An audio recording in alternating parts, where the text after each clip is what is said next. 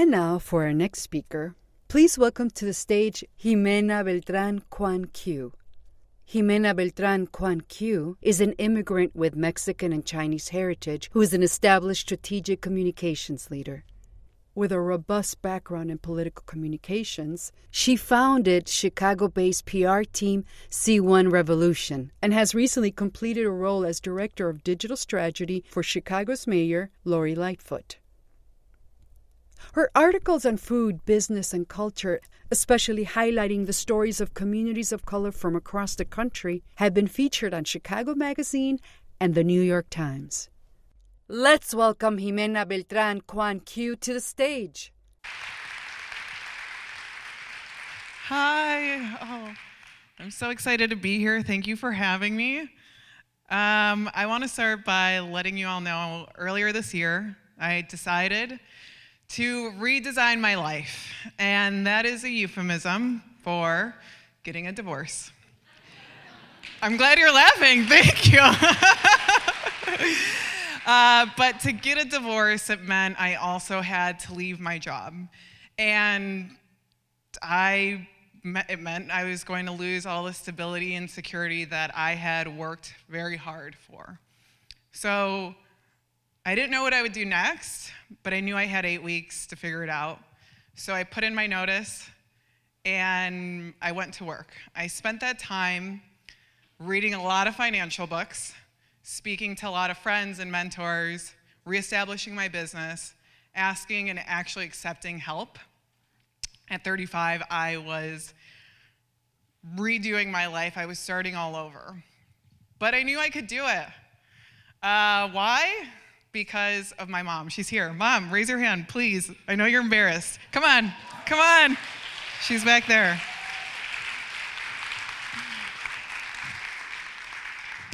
I lost my notes, but they're just a security blanket. I know what I'm going to say.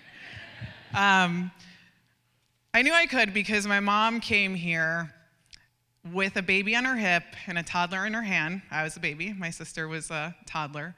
By herself from Mexico City and arrived in Chicago in the dead of winter. She left behind her language, her culture, her family and friends to give us a better life.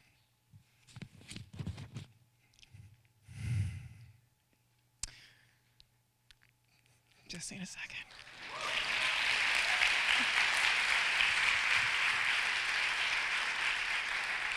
So tonight, I'm going to talk to you all about love, family, money, and how the three together saved my life. One of the most important things my mom said at the beginning of this process, which I love and changed my mindset, was she said, "What are you afraid to lose? We came here with nothing. You have nothing to lose." And she was right. But it was kind of frustrating that how is it that she knew me better than I knew myself, which began a whole journey of rediscovering who I was. It's what my dad calls mi jornada, my journey, what my mom calls mi odisea. And in the process, I became who I've always been, which is myself. But my family, earlier this year, or January 2021, my sister had a baby. Lucas, he brought so much joy into our life. For a long time, family meant to me, my mom, my sister, and me. It was just us three. So I had never imagined a life beyond us. And all of a sudden, this child was bringing a new future. He gave us a new lease on life. And I realized there was so much pain in my childhood associated with all the struggles, which I'm sure a lot of people can relate to. But this is an opportunity to give him financial stability, freedom, love, everything we didn't have. That child challenged me to challenge my identity, and also healed my relationship with my father. And as I thought, what are the things I want for this baby to grow up with? What are the values that they have? One thing kept coming up to the top, which was I want him to have a strong sense of self and be proud of who he is and where he comes from. And that really comes from my mom. She instilled that in us at an early age, and it goes beyond language, culture. I saw this woman who did not allow any limitations. She didn't let herself be put into a box or a stereotype. She did the life that she wanted and created something that was more loving, healthier for her children. And she did this through one very specific way. She did it by having a tight control of her money and urging us to do the same. I didn't appreciate it and I didn't value it, and unfortunately it took till I was getting a divorce for me to really step up and start looking at my money. And it took someone with a very similar experience to me to see the value and how important it is, to see myself reflected. I invited him. He's chronically late, so I don't know if he's here. Jorge, are you here? Yes! Ah! He's here! I was like, oh, I see my friends! Okay, sorry, I got excited. Jorge, it took Jorge, my first friend who is Mexican, born in Mexico City like I am, raised by a single mother like I am, who made a lot of money. Can I say? Made a lot of money. Don't ask him for it. He doesn't have it anymore. He had to pay his employees as contractors. But he was the first person that I saw, wow, he can do this. It's one thing when someone with wealth tells you how to manage your money. It's another thing when someone who comes from the same situation, from the bottom, comes out of that and tries to lift you up. Oh, I'm gonna cry. I didn't expect it. And my mom tried to do that for us, but I didn't appreciate it. It took Jorge, who encouraged me to look at money as a tool, as a way to help my life and see it for what it is, something that's of value, not something to run away from. So, thank you, Jorge. I can't believe you're here and on time.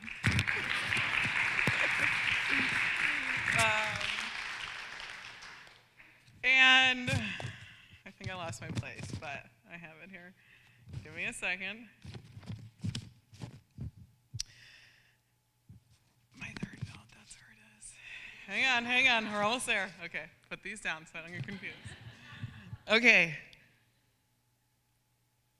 So, but you can't be what you can't see. And so that's what, for Jorge, you can't be what you can't see. And our community does not talk about money enough. In my process, one of the books I read, The Millionaire Next Door, which was just as good as therapy for me, analyzes the habits of millionaires. And it shared, there's 3 common traits that they have. They are immigrants, entrepreneurs, and or very frugal. So I knew I could do the first 2, for sure. But the last one, I needed a little work, but I knew exactly who to go to, my teacher, my mother. I began to see her in a whole new light. I saw her with millionaire habits, and it sparked the first ember of hope that everything would be all right. I had worked so hard to have a life that was comfortable, because it meant having a comfortable life meant moving away from the discomfort I had as a child and the struggles that we had as children. Unfortunately, I hustled my way to comfort, but it didn't bring me peace. So here I was, 35, and I'm like, I'm gonna disrupt it, start all over. Let's go, let's do it again, let's try again. Now knowing what I know. And all of a sudden, I found that my power was coming from the place, my childhood, that I associated with so much pain, now was the source of my strength.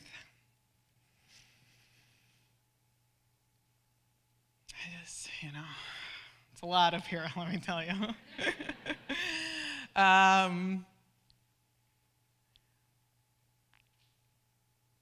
Power does come from money, and it comes from working really hard. And as the saying goes, the devil works hard, but Mexicans work harder.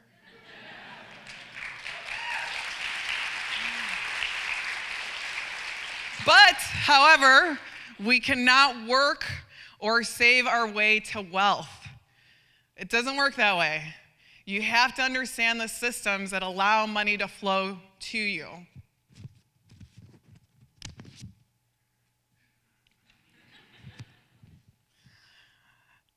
And for me, the solution is understanding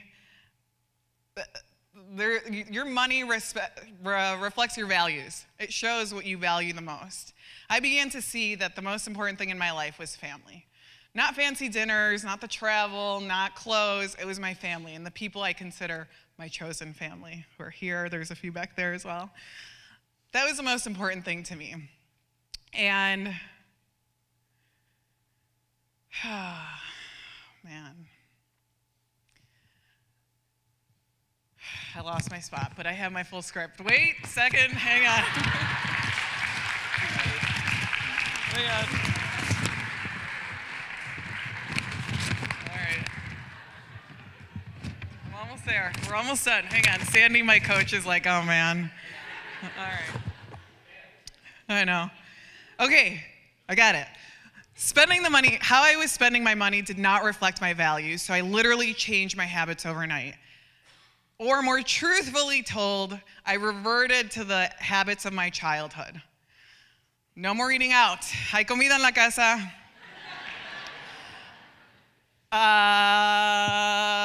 New clothes, off to la tienda de mis éxitos, which is, what we called La Segunda, which there was so much stigma and shame attached to it growing up, but now it's super trendy.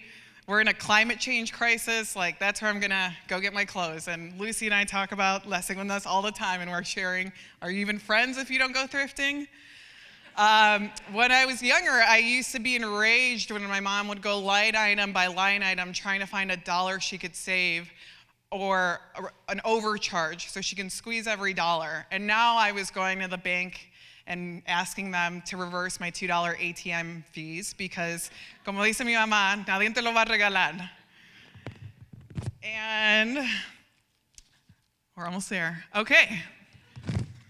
Being more Mexican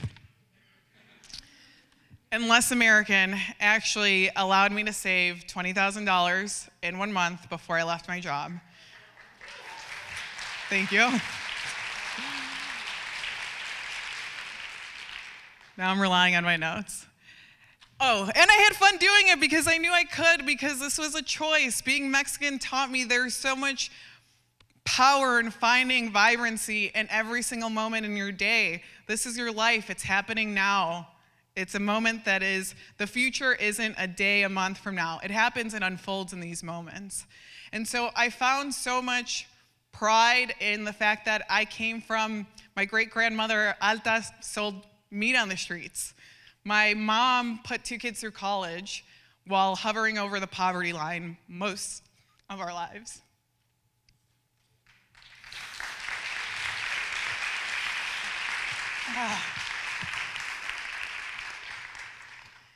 Okay. But my mom was right. My mom was right. What did I fear losing when we came here with nothing and had nothing to lose? But since we're here and we have to work, what is the point of doing all of this if it's not with the intention of breaking the cycle of poverty and creating generational wealth for our families?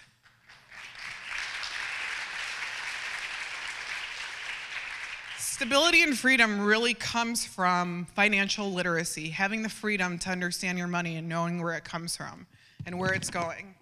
And you have to put your money to work for you as soon as possible, because you can never work as hard as your money can. And that begins by educating yourself. If you're curious how I did my $20,000, I put a whole post on my website, XimenaNBQK.com. It's not financial advice, it's just literally step-by-step. The books I read, the work I did, which made a difference. It saved my life to have that confidence, to know where my money was going. It changed everything for me. And I also have to give credit to Jorge, because he said something similar to me too, which is like, you'll make it back. He was never worried. He's like, you're Mexican, you're gonna figure it out. You're gonna make it back. So, when I think of the legacy I wanna leave for Lucas, it's to be more Mexican. What that means is, I don't want him to spend his life worrying. I want him to have the freedom to understand his money, to live below his means, because it gives him the freedom and the choice to do whatever he wants to understand those systems. And immigrants have millionaire habits. I know not everyone's an immigrant, but a lot of us come from them, and I'm sure there's moments with your parents that you're like, oh man, what are they doing? This is embarrassing, checking every dollar. But they have millionaire habits, and having financial freedom means allowing your life to look however you want it to. That can mean leaving a job that no longer serves you, a relationship that doesn't, starting a new life, starting all over, or all of the above. Because financial freedom beats out social status any day. And it's really not about how much you make, it's how you spend it. So my mom, a Mexican immigrant, taught me that. Thank you for joining me on this emotional roller coaster.